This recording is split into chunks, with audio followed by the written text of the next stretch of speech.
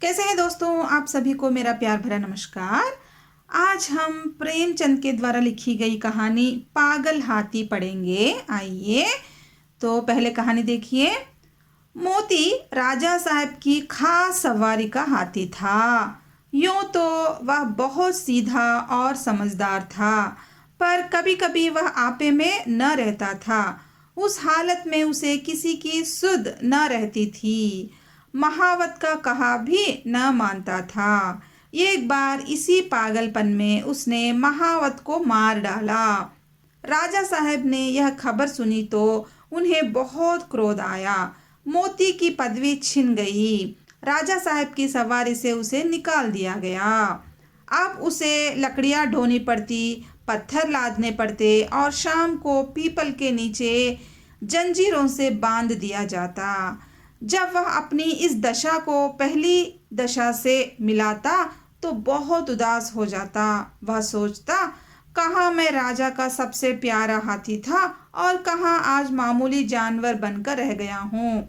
यह सोचकर वह जोर जोर से चिंगारता और उछलता। आखिर एक दिन उसे इतना जोश आया कि उसने लोहे की जंजीरें तोड़ डाली और जंगल की तरफ भागा। थोड़ी ही दूरी पर एक नदी थी। मोती पहले उस नदी में जाकर खूब नहाया, फिर वहां से जंगल की ओर चला गया। इधर राजा साहब के आदमी उसे पकड़ने के लिए दौड़े, मगर मारे डर के कोई उसके पास न जा सका। जंगल का जानवर जंगल में ही चला गया। जंगल में पहुंचकर वह अपने साथियों को ढूंढने लगा। कुछ दूर आगे बढ़ा तो उसे हाथियों का एक झुंड दिखाई दिया। हाथियों ने जब उसके गले में रस्सी और पाँव में टूटी जंजीर देखी तो उससे मुंह फेर लिया। उसका हाल तक ना पूछा। शायद उनका मतलब था कि तुम गुलाम तो थे ही, अब नमक हराम गुलाम हो। तुम्हारी जगह इस जंगल में नहीं है। जब तक वे आंखों से ओझल ना हो गए, मोती वहीं खड़ा उन्हें देखता रहा। फिर न जाने क्या सोचकर वहां से भागता हुआ महल की ओर चल दिया। वह रास्ते में ही था कि उसने देखा कि राजा साहब सिपाहियों के साथ घोड़े पर आ रहे हैं। वह फौरन एक बड़ी चट्टान के पीछे छिप गया। धूप तेज थी। राजा साहब जरा दम लेने को घोड़े से उतरे। अचानक मोती बाहर निकल आया और गरजता हुआ राजा साहब की ओर दौड़ा। राजा साहब घबराकर भागे और एक छोटी झोपड़ी में घुस गए। मोती भी वहां पहुंचा। उसने राजा साहब को अंदर घुसते देख लिया था। पहले तो उसने अपनी सूंड से ऊपर का छप्पर गिरा दिया, फिर उसे दो पैरों से रौंद कर चूर चूर कर डाला। भीतर राजा साहब का मारे डर के बुरा हाल था। जान बचने की कोई आशा न थी। आखिर कुछ न सूझा तो वे जान पर खेलकर पीछे दीवार पर चढ़ गए और दूसरी तरफ कूद कर भाग निकले। मोती द्वार पर खड़ा छप्पर रौंद रहा था और सोच रहा था कि दीवार कैसे गिराऊं। आखिर उसने धक्का देकर दीवार गिरा दी। मिट्टी की दीवार पागल हाथी का धक्का क्या सहती, मगर जब राजा साहब भीतर ना मिले तो उसने बाकी दीवारें भी गिरा दी और जंगल की ओर चला गया। महल लौटकर राजा साहब ने ढिंडोरा पिटवा दिया कि जो आदमी मोती को जीवित पकड़कर लाएगा उसे 1,000 रुपये इनाम दिया जाएगा। कई आदमी इनाम के लालच में उसे पकड़ने के लिए जंगल गए, मगर सभी खाली लौट आए। मोती के महावत का एक बेटा था। उसका नाम था मुरली। वह 8-9 वर्ष का था। मुरली था तो बालक, पर हिम्मत का धनी था। कमर कसकर मोती को पकड़कर लाने के लिए तैयार हो गया। माँ ने बहुत समझाया और लोगों ने भी मना किया, परंतु उसने किसी की एक न सुनी और जंगल की ओर चल दिया। जंगल में एक ऊंचे पेड़ पर चढ़कर वह ध्यान से चारों ओर देखने लगा।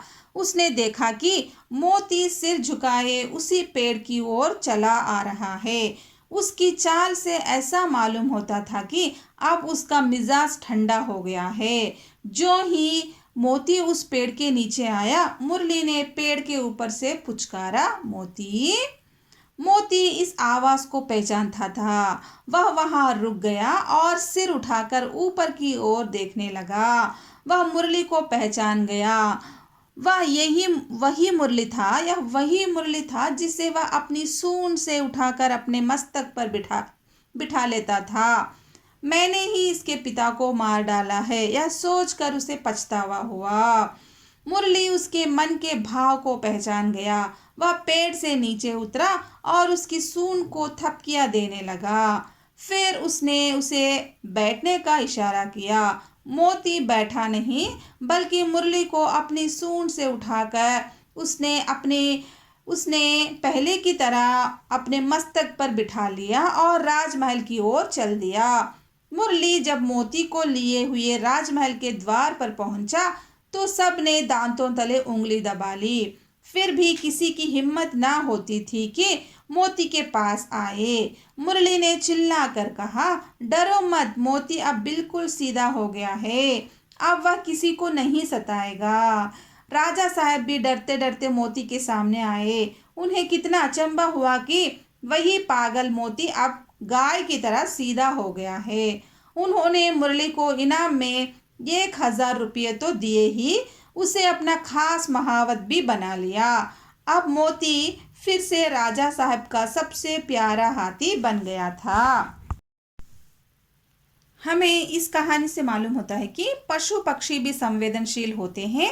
उनमें भी हम मनुष्यों की तरह क्रोध, प्रेम, नफरत आदि भाव होते हैं। यहाँ तक कि जानवर भी अपनी गलती स्वीकार करके उसे सुधारने का प्रयास करते हैं। तो इसमें भी, कहानी में भी ऐसे ही हुआ था। मोती पहले पागल की तरह सभी को सताता था, अभी सुधर कर सीधा हो गया है, अभी सभी के साथ प्यार से बर्ताव कर रहा है। धन्यवाद दोस्तों। आपको ये कहानी पसंद आए तो आप लाइक कीजिए, शेयर कीजिए। अगर आप पहली बार देख रहे तो सब्सक्राइब कर लीजिए। आपको और कैसे वीडियोस चाहिए मुझे कमेंट करके बताइए।